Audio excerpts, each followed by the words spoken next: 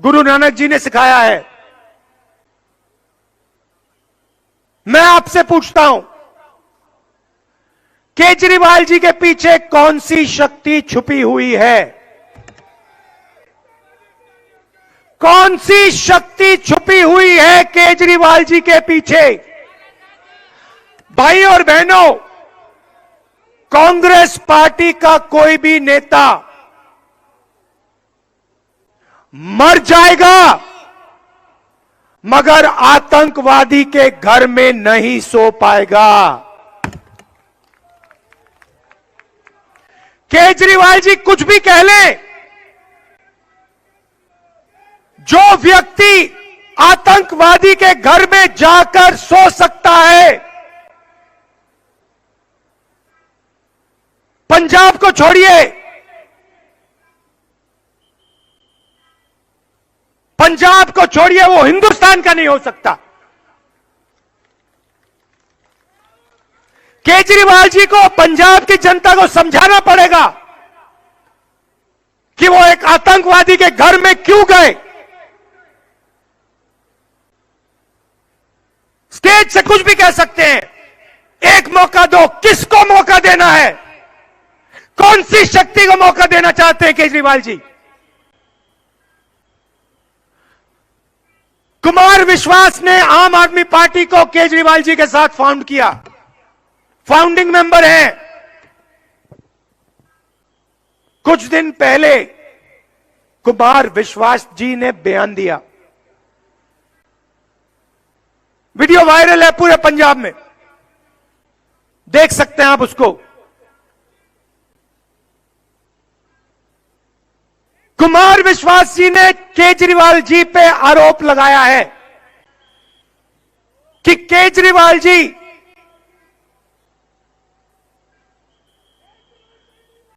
देशद्रोहियों से मदद लेते हैं। केजरीवाल जी पर आरोप लगाया है कि केजरीवाल जी देशद्रोहियों से मदद लेते हैं। केजरीवाल जी को बाहर आकर हां या ना का जवाब देना चाहिए। उल्टी सीधी बात नहीं करनी चाहिए। उन्हें पंजाब को सीधा बताना चाहिए कि कुमार विश्वास सच बोल रहा है या झूठ। छुपने की कोई जरूरत नहीं है। बाहर आइए, पंजाब को बोलिए, और लंबे भाषणों की जरूरत नहीं है। हम एक शब्द सुनना चाहते हैं, एक शब्द, हां या ना।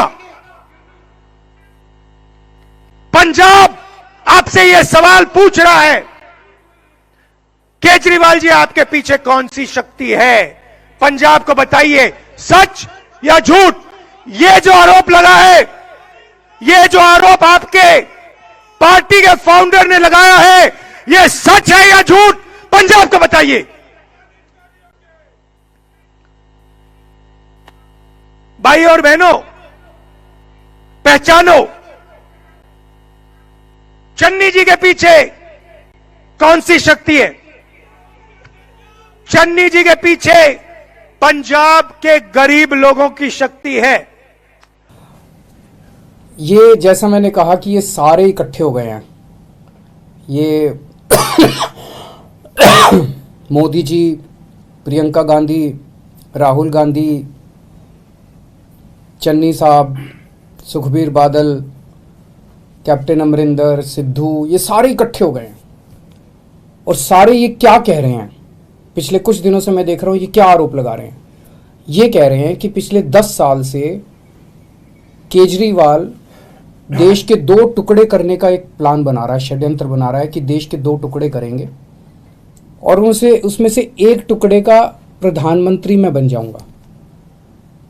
मतलब ये तो कॉमेडी है, ये तो हंसने वाली बात है। ये हो सकता है क्या? 10 साल से केजरीवाल एक प्लान बना रहा है कि देश के 2 टुकड़े करूंगा और मैं उसमें से एक का प्रधानमंत्री बन जाऊंगा। तो मैं पूछना चाहता हूं, ये तो इसका मतलब मैं बहुत बड़ा आतंकवादी हो गया। तो ये इनकी सारी सिक्योरिटी एजेंसीज क्या कर रही थी? पिछले 10 साल में 3 साल तो कांग्रेस की सरकार थी। कांग्रेस वालों ने क्या किया? सो रहे थे वो लोग। 7 साल से बीजेपी की सरकार है, केंद्र में मोदी सरकार है। मोदी जी ने क्या किया, मेरे को गिरफ्तार क्यों नहीं किया, इनकी एजेंसीज क्या कर रही थी अभी तक। तो ये ऐसी हास्यास्पद बात है जिसको मतलब सुन के ही हंसी आती है। और शायद मैं दुनिया का सबसे स्वीट आतंकवादी होऊंगा जो लोगों के लिए अस्पताल बनवाता है, लोगों के लिए स्कूल बनवाता है, बुजुर्गों को तीर्थ यात्रा पे भेजता है। आज तक तो मैं समझता हूँ कि दुनिया में ऐसा कोई आतंकवादी पैदा नहीं हुआ जो सड़कें बनवाता है, पानी बनवाता है, बिजली ठीक करता है, लोगों को बिजली फ्री देता है, लोगों की सेवा करता है। ऐसा तो आतंकवादी आज तक कभी पैदा ही नहीं हुआ होगा। और बड़ी इंटरेस्टिंग चीज़ है, इसका जरा सा सीक्वेंस अगर हम देखें, राहुल गांधी जी ने सबसे पहले ये आरोप लगाए मेरे ऊपर। अगले दिन प्रधानमंत्री जी ने वही भाषा इस्तेमाल की जो राहुल गांधी ने इस्तेमाल की। अगले दिन प्रियंका गांधी ने वही भाषा इस्तेमाल की। अगले दिन सुखबीर बादल ने वही भाषा इस्तेमाल की। मेरे को कुछ लोग, मेरे लोग कह रहे थे जी राहुल गांधी पे लोगों को यकीन नहीं, या राहुल गांधी जी कुछ बोलते थे तो जनता विश्वास नहीं करती। लेकिन ये नहीं सोचा था कि प्रधानमंत्री नरेंद्र मोदी जी राहुल गांधी की नकल करेंगे, एक दिन ऐसा भी आएगा। प्रधानमंत्री जी भी राहुल गांधी बन जाएंगे, एक दिन ऐसा भी आएगा। और ये इतना बड़ा आतंकवादी ये पकड़ा कैसे गया? पिछले 10 साल में, 7 साल में, जब से मोदी सरकार आई है, इन्होंने मेरे घर पे, मेरे दफ्तर पे दिल्ली पुलिस की रेड कराई, उसमें कुछ नहीं मिला। इन्होंने मेरे पे इनकम टैक्स की रेड कराई, ईडी की रेड कराई, सारी एजेंसीज की रेड कराई, मेरे दफ्तर में, मेरे बेडरूम तक पहुंच गए, किसी भी एजेंसी को कुछ नहीं मिला।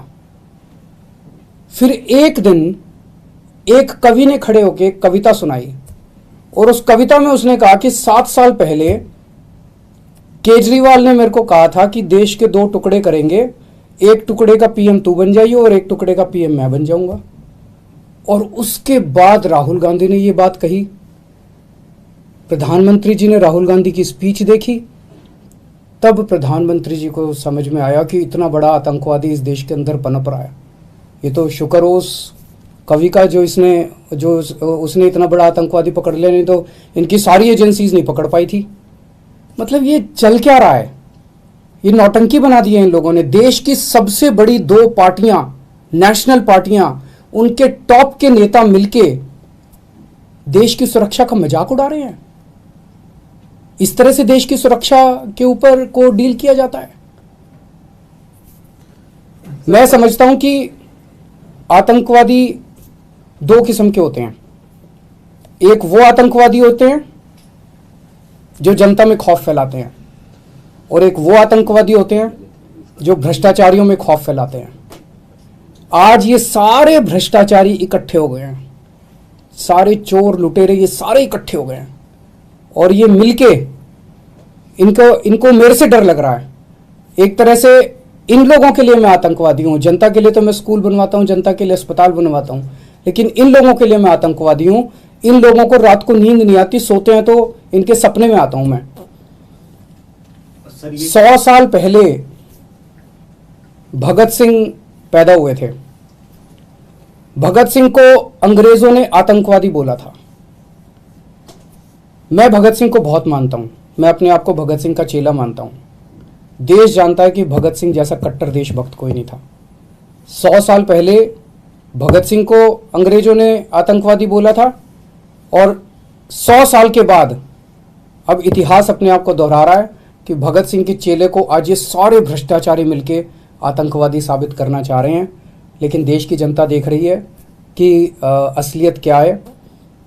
मुझे पता चला है कि कल शाम को केंद्र सरकार ने चन्नी साहब को फ़ोन करके एक चिट्ठी लिखवाई है कि इसकी तहकीकात की जाए।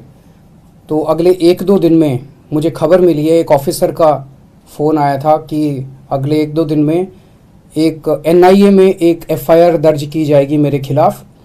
सबका, उन सारी FIR का स्वागत है, लेकिन ऐसे इस तरह से अगर देश की सुरक्षा को केंद्र सरकार डील करेगी तो देश की सुरक्षा को लेके काफ़ी चिंता होती है। इन्होंने कोई काम नहीं किया पिछले 5 साल में, तो अब केवल और केवल गाली गलौज की राजनीति, केवल और केवल आरोप प्रत्यारोप की राजनीति कर रहे हैं ये लोग। हम अपने काम गिना रहे हैं, हम पंजाब का विजन बता रहे हैं, और ये लोग केवल आरोप प्रत्यारोप करते जा रहे हैं। तो एक तरफ कह रहे हैं कि मैं आतंकवादी हूँ और दूसरी तरफ कह रहा है कि आरएसएस का एजेंट हूँ, तो फिर तो सारी आरएसएस भी आतंकवादी है। एक तरफ कह रहे हैं मैं कांग्रेस का एजेंट हूँ, तो फिर तो सारी कांग्रेस भी आतंकवादी है।